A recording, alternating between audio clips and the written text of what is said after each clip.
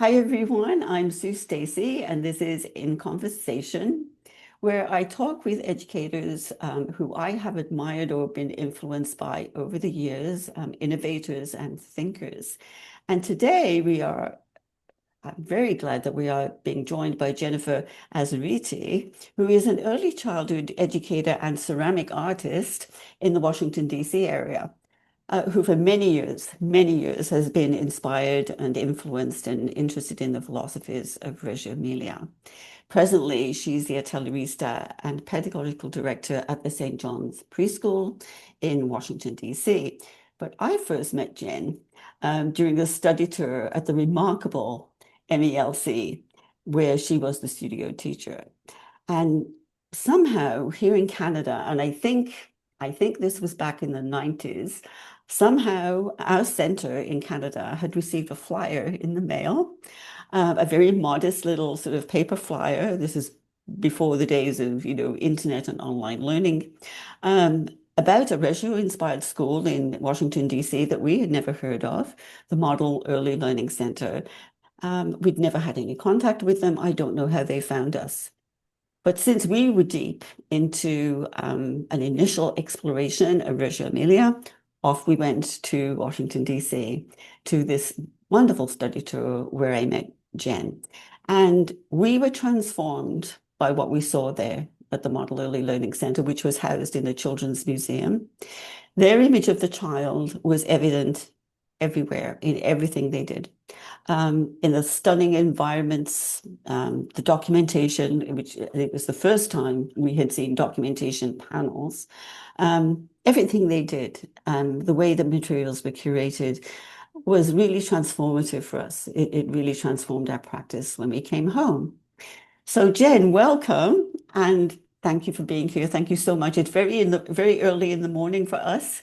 We decided this was the only way we could make this work. So I'm so glad you're here. And I wonder if we could start with you telling us about sort of the development of MELC and the unfolding of its vision. How did that come to be? Well, It's a big question. it's a big question. Yeah. So I think I'll just give you the a brief summary because it's quite involved.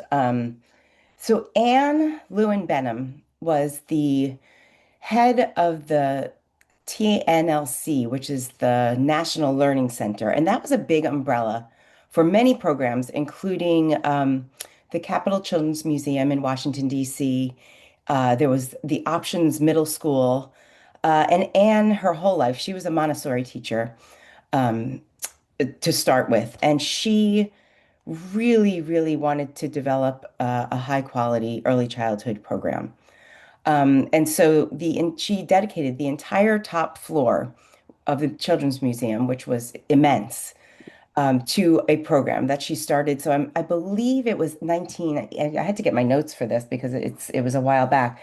MELC, the Model Early Learning Center, was established in 1990. Mhm. Um, and at that point, Anne had already, she had known about Reggio, um, and the exhibit, The 100 Languages of Children, was actually showing in the museum in 1991. So she was one of the early researchers of this approach. I would say that, and I was not there in the 90s. I did not arrive at the Model Early Learning Center until October 1991 as an intern. Mhm. But when she began the school and when I first entered as an intern, it was a school that was inspired by many different philosophies. Definitely the inspiration from the Montessori prepared environment, Piaget, Vygotsky. It was a general nice program, but Anne was a hundred and 150%, 3,000% committed to what she saw to the Reggio approach, what she saw when she went to those schools and what she was beginning to learn about more deeply. So her commitment to changing the program was just it was single-minded. there was no Yes. wavering about what kind of Yes. program we were going to be. Yes. Yeah. And so that she used she used, the structure of she, Anne brought us structure and organization and funding and mentorship to the extent that she could as a leader. And And also, there was a very special mentorship yes, eventually. Yes, yes, yes, yes, yes. with Um, Amelia Gambetti. Yes. yes. So I think I think so I got there in 91, again as an intern. And right before I got there that summer, she sent two of the lead teachers, Sonia Shapta and Wendy Baldwin, to a conference at Mount Ida School, where there were Reggio educators, one of the first conferences in the United States, that had people from Reggio actually Hmm. here. Hmm. Yes. And then after that summer, after that particular conference, we came back to school with an entirely renovated environment. Hmm. She had completely redone the environment. And she also had been visiting Amelia at the in Massachusetts in Amherst, where Amelia was completing what we would say maybe her first residency Hmm. at the lab school at UMass with George Foreman and Mary Beth Radke. And she convinced Amelia to come and see Wow. it. Wow. I can't even imagine how, how she would convince Amelia to come and do this. It was unheard of at that time. It's been unheard of since. Yeah. And so that's a really incredible thing that Anne did. Yeah, she was so she brought me to see her at the lab school. I think it was in 19 when did I go? 1992. Hmm. Anne and I went to the lab school to see and to see Amelia, and then Amelia came to us about two times that spring to visit. And I think one of the reasons that we always laugh about this, but one of the reasons that Amelia decided to come work with us was because we had a cat. I remember the cat. I Yeah. remember being quite of all, there's many things I remember about MALC that are stuck in my mind, but the cat is one of them. The Yeah. cat, I took photographs of the cat wandering around the school. Yeah. Yeah. And Coco the cat, I think for Amelia, I mean, it's a funny story, but it is really truly one of the things that I think changed her mind because there was this under Anne got the cat, for to have an animal in the school that was free. Yes. And I think that was a message Yes. about the thinking of the school and the leadership of the program at the time. So Yes. Yeah. um, How that wonderful. Yeah. that Yeah. that an animal could be free in a school, is Yes. unusual. So Coco was our source of inspiration for many, many projects over the years. But Amelia was also the cat's best friend. Oh, They were buddies. So yes. I think some other reasons that she came and that she stayed, right? Because Amelia Mm. came, she came like two or three times in 92, 93, and then in I have to find these dates. My brain does not hold dates, but she stayed for two full semesters in 93, 94, 94, 95, and she left Yes. us in 97, Yes. 98, Yeah. when the program closed. But there was a complete trust in her from Anne. So Anne gave Amelia like 100% freedom in the school. Mhm. We called her a master teacher. It's not the Yes. best title, but that is kind of Mhm. what we developed for her. Yeah. Uh, in almost a scary way, a huge Mhm. responsibility to mentor the five of us. Yes. And I think that the five of us had, and I also want to mention, I mentioned the two co-teachers, Wendy and Sonia, but also Gannett Astake and Deborah. Mhm. And now I'm forgetting Deborah's last name, which is a terrible thing right now. It It'll doesn't come to matter. me today, right? She knows who she She is. knows who Yes. she is. But the five of us were, for whatever reason, we knew that we were doing something pretty big. Yes. Yeah. and I was not an early childhood educator. I came to this as a government major with an arts background. So at that time I was not a ceramicist, but Mhm. I had an incredible like general arts background. And the last thing I wanted to do in my life was be an early childhood educator. Yeah. The only reason I was at the museum, even to start, was because I wanted to be in exhibit design, and they just put Oh, me yes, up there yeah. to volunteer. But what I was learning resonated so much with my like own thinking about life. And I think we all were stimulated intellectually, and we were so curious about this program from another country, and it challenged us. Um, and I think that also considering the population that the school served, we felt like we were really just doing something important. And so that that spirit, um, I think made our team really strong from the beginning. Mm. And there was a huge effort, like a Herculean effort, from everybody involved to make this school happen. So when you talk about that beginning, to make things happen, what were under the leadership of Anne and Amelia, what were the first things? I know that people will be interested in learning about this because there are many people out there who want to transform their practice or transform their environment. They're changing their philosophies. What were the first things that had to happen in order for this transformation to take place? There were things when I go back were ex that were essential. Hmm. We learned from Anne. So when we knew absolutely nothing as brand new teachers, Anne would sit us down with a couple of articles. There weren't that many at the time. Hmm. So we would read articles, and then I would say, like, not quiz us, but it was an interrogation about the articles. You had to read them. You had to Yeah, read you them. really had to read them. She was Yes. intellectually demanding, Yes. which I really appreciated. I was so scared at the time. I was 21 years old. Hmm. But I appreciated, really being challenged in my thinking. And she talked to us. I will never forget this small staff meeting. This was without Amelia, about a paradigm shift. I didn't even know what Hmm. the word paradigm meant. Yes. But so we talked about a paradigm shift.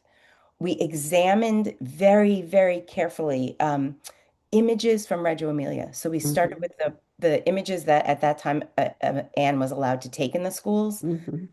They had slides, and then there was a pack of slides that were available that we studied. So we Yes. studied images, we read articles, um, and then Amelia came, and um, for the first 10 days in Amelia's visit to us, she asked if it would be okay to observe in the school. Hmm. She literally quietly followed us around the school with her notebook, um, Right. Mhm. Yes. which we accepted for Yes. whatever reason. Yes. She had a really nice way about her, and we just took it on without any questions. I mean, we had questions, and we were like, "Oh my God, what is this woman doing? Why is she here? Who is she?" But we were just like, "Okay, cool. We'll let her follow us." Yes. After 10 days, she requested a staff meeting with all of us, Hmm. and we sat down in the atelier in the studio, and she asked us to prepare questions for her. Like, Okay. what were we wondering? And so connecting our questions with what she had observed over those 10 days, we had this wonderful list of kind of things to do, almost things to talk about, Yes. to do, ways to proceed forward. Um, and I think that was like the absolute starting point, was from observation, documentation, Yes. and questioning. And what And Amelia, oh, go ahead, please. when you say, you connected with her notes, her observations with your questions, and made a list of things to do and ways to proceed. What were the first ways that you decided to proceed? What were those first things that you wanted to do? Well, I think always is make visible the image of the child, the Mm, strong image of the child, mm, and communicate what we were doing and why to the parents. Yeah. If there's one phrase or one word I would say that Amelia instilled in us is why. The why, yes. Why? Yeah. But the phrase what are you doing and why will never leave my brain. Um, and that was for ourselves as educators, but also um, sh- making sure that that was communicated to parents and children And that was communicated through documentation. through Yeah. documentation, our Yeah. observations and documentation. So Yeah. what we realized through those initial conversations was one that we were very isolated. And Hmm. we were five teachers with 36 children Yeah. in a really big space. And Very every big. kind of went off into our own silos. Yes. I would be like, okay, today in the studio, I'm going to do this, and you would do that. And Yeah. we didn't really know what each other was doing. And so through sharing our observations of children and we began to just talk to each other. We had to make our observations communicable and shareable, Yes. Yeah. right? So that was photographs and notes at that point. Yeah. Some video, but very little video in the beginning. Yes. Um, we would have a staff meeting, quick, briefer staff meeting, maybe about a half an hour in the morning, but a very long staff meeting every day after school. Okay. So that, Interesting. yeah, and I think that's another point which is really relevant. We changed our perception of time in the school. So we were not rigid. We had structure. We had a lot of structure, which is interesting. There was an incredible structure that was also wonderfully flexible and Okay. changeable. And that's going to sound like an oxymoron to many people, but I understand Yeah. what you mean. Yes. There was, those observations about the children led to almost like long inventories of possibilities of what to do. And then I possibilities were translated into a visible document, which now I call a projection of the work. yes. We called it Yes. a hypothesis, I think, at that Yes. point, our weekly hypothesis, um, that appeared very rigid. Well, actually, it didn't really, but it was written down. Yes. The key to it was that it had like arrows and not erasures, but like if we didn't do something during the week, other people might call this a plan or Yes. Yeah. I don't know, a teacher An intention or something like that. intention. Yeah.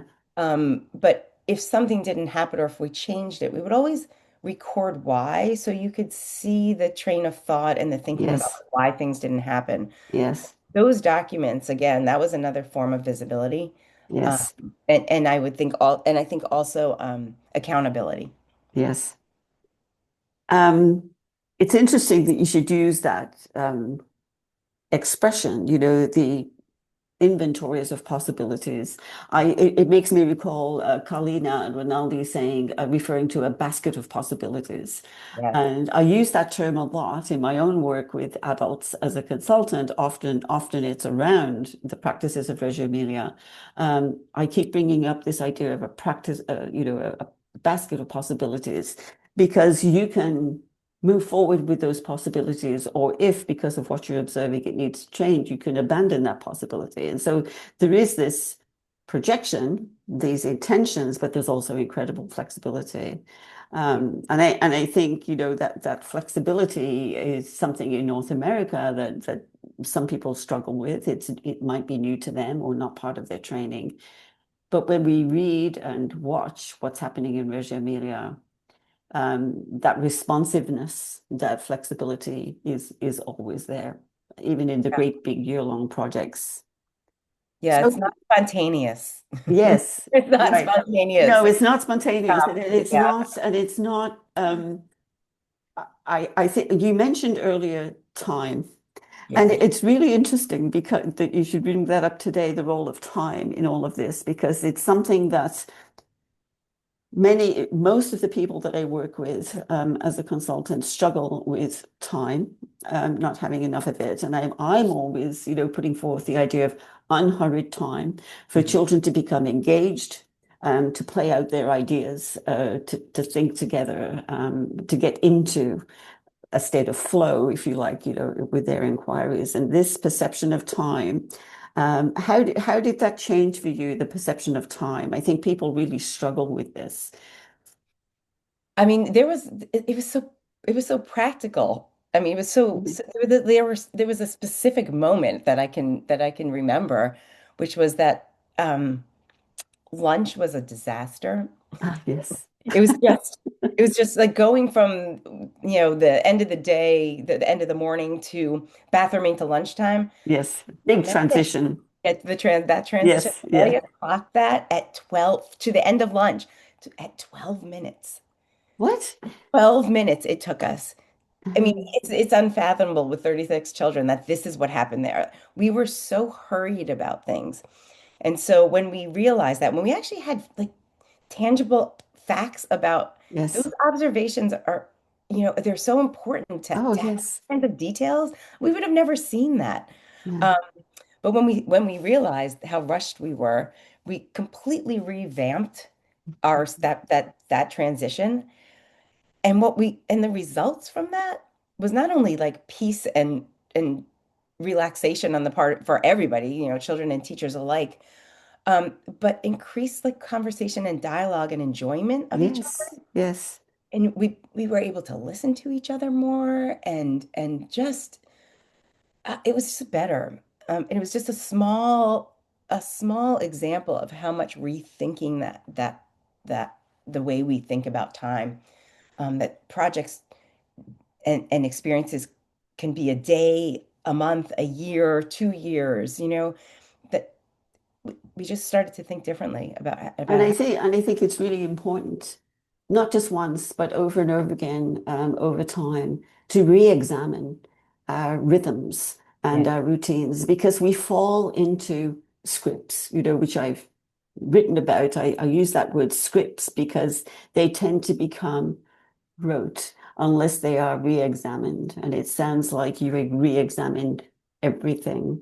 And every and what a gift to have somebody observe all that because when we're in it, we don't realize what's happening, as you said. You don't realize how rushed we are, or how many transitions there are in a day, or how many times we interrupt children yeah. with a question or a transition or some sort of interruption. So that's slowing down to give children time to breathe and just be in their play and in their inquiries is huge. Yeah. So Oh, go ahead. You oh go ahead. yeah, I was gonna say, th this time at the Model Early Learning Center with Anne and with Amelia is such a gift and such a privilege. Um, what have been the influences on you on your life and practice with having had that wonderful experience? And it wasn't a very long time because the I was very saddened to hear that after a visit some years later that the Model Early Learning Center is closed. And I was like, what a tragedy. I was telling everybody all about it and you should go and you should see this place. And then it closed. So it wasn't a huge length of time. But I think for you, you said it was such a transformational thing for you in terms of your life and practice. Can you talk a little bit about that? About what is, you Mhm. said, you used the expression when we were talking that it had legs, It had that, legs, yeah, for sure. that the influences of the place keep going. I asked my husband last night, I was like, what do you think, what do you think MLC did? And he said, that's the core of your being, Jen. Um, so I think I just want to go, I'm going to loop this into something that you said about having Amelia, be that sort of third eye or sixth eye, Yes. should we say, in our Yeah. practice. And one of the things that was really important is she helped us also listen to ourselves Mhm. through observing ourselves. And so that practice of self-reflection as an Mhm. educator, I think that was instrumental to just to me as a person to being available to observe and assess, should I say, my own practice of teaching and learning. And I think that's been extremely helpful for myself personally, um, and being able to collaborate with others. Mm. understanding that we're not in this world alone, Mhm. how much the opinions and points of view of other people are essential, for the well-being of programs, but also relationships. Um, but I think more specifically, like there's so many things I think I and other people from MELC have gone on to work with other programs. So there's been this lovely uh I call them legs, that Yes, legs. we Yeah. didn't stop because MELC closed. Yeah. That in some way we were, because of Amelia's influence and her mentorship and the deep experience that we had with her, we thankfully are able to continue in other contexts to bring what we've learned to others, um, and to continue collaborating in some ways with her influence, and her I don't want to say guidance, but her mentorship. It Yes. stays with you. It does not leave. Um, Yes. on a, I think in terms of my own family and my own life, I I don't I don't know what I would have been. I think I would have been a really good parent. I hope I Mhm. would have been a really good parent, but I definitely saw a stronger image. I didn't believe in children in the same Okay. way. I Yes. absolutely changed my vision of the child and childhood Okay. being in that program. There's no doubt about it. Um, I didn't even understand children. I had no early childhood background. Like I Yes. didn't, Yeah. I just thought they were cute. Yes. Yeah. Just not now. And so I think, Yes. raising children with so much more respect, and also, I have a child who's dyslexic, which we didn't know right away. So the fact that, the 100 languages were part of our family life, they still are. Yes. You know, when you see it hit home, how important it was for it to have different ways for your children to express themselves, Yes. it really Yes. makes an impact in your life. Yes. Yeah. Absolutely. So yeah, it has legs in many ways for you. Yeah. And I think people who travel to Reggio Emilia, take part in the study tours, talk with like-minded people during the breaks after the lectures in between visiting schools. I would say that that experience for most people is transformative. Mhm. You're not the same person when you come back after experiencing that. And the Italians have been very generous about coming over here into North America to share their experiences with us.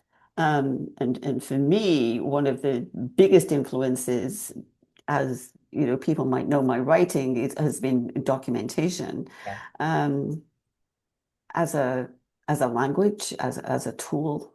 Um, can you just, we just have a few minutes left, but can you just speak to how the idea and the use of documentation first came to be at MELC? How did that develop? I think, yeah, absolutely. That was like, so listening, right? And what does that mean to listen, right? At this point, Yes. Yeah. at that we had no idea. So we just started by having a notebook. It sounds so Yes. simple, but we all had to have notebooks. Yeah. Yes. Notebooks and cameras, but notebooks in particular. And I think we started by writing down dialogue. I think that is Yes. the initial action is right to Mm. write down what you hear. Yes. Um, and we would write down everything, and we would put tape recorders in areas and just kind of listen and transcribe things. But that developed into I think two separate, not separate, they're never separate, but two paths that were super important. One was the action of the having conversations with children. Mm. That was that was and is an essential part of my work in schools, and teachers' work in classrooms. Um, Formal conversations with children, sitting down in a group of two or five or seven, rarely 15 or 36, but sometimes, Mm. Yeah. with thoughtful, I don't want to say questions because it makes it sound like we interview children, but Maybe thoughtful sort of curiosities that you bring forward, Yes. wondering about Wonderings, thoughtful wondering. wonderings, Yes, yes. yeah. Um, to bring forth children's thoughts and ideas about Mm, what we're working on, or um, you know, ideas that they have had that we want to know more about, to really understand their thinking and literally transcribing their words. yeah, That is always it may be not a starting point or a midpoint or come back to point. It is always part of everything that I still do in classrooms. yes, But alongside the verbal language, I think what we learn to do is capture action through imagery, but also draw our own drawings. mm, So often we the verbal language is there's that hierarchy of the verbal language of what yes, children say, yes, and we learn to look more closely at what children do. yes, It's in connection, words and actions, um, and expressions. And so we did that in two ways. One was I was so influenced when we went to Reggio Emilia, and Vea Vecchi was just starting this visual documentation where she had let's say if there are three children and Vea, she yeah, would have columns on a piece of paper where she would have, like, the children's names and her name, and dialogue was transcribed, but there were also like drawings of, let's say they were making a particular, they were building a horse, mhm, but she would draw the process of how the children were making that horse out of clay, in almost like a timeline. So you could see, the children made this little whatever. yes, They put the legs on, but then, they one child went over to the other and did something. You could see the influence of the children yes, to children. You could see gaps of conversation where, like, the teacher didn't say something or where the teacher intervened a lot. You and it was like this visual representation of an experience that showed so much more than what a conversation could show. And I took to that really strongly. me too. Now we use I cameras use, more frequently. Like, now we have yes, a camera. I still draw. I I still draw because it's much more direct for me, and I think it brings something else out. I look differently, but we have the cameras now, and I could do it in a different way. yes. And I do encourage students and seasoned practitioners, and I use sketch notebooks. And I say Mhm. sketch notebook because you need the notes, but the sketches of to me are invaluable because, as you say, it shows the process. It's not just a snapshot of this one moment in time. It's this process of building. And people say to me, but oh, I'm not an artist, I can't draw. And I said, if you Doesn't can, matter. it doesn't matter. This is for you. It's not to display, it's for your own information. It's data. And It's annotation, right? It's not. it's what we can use to make decisions and to look back and to think about what happened with the child. Yes. They are quite delighted when you are drawing what they're doing, and they love to look back and tell you more. Yeah. So, Jen, this has just been so useful for me on so many levels, and I know that people who are thinking about all these things, thinking about Reggio Emilia and thinking about where can I start and what can I take and how can I make it my own, they're going to find this absolutely invaluable. I will be recommending to people that I'm working with right now to watch this tape and to listen to what you have to say and how it all evolved because it is such a journey.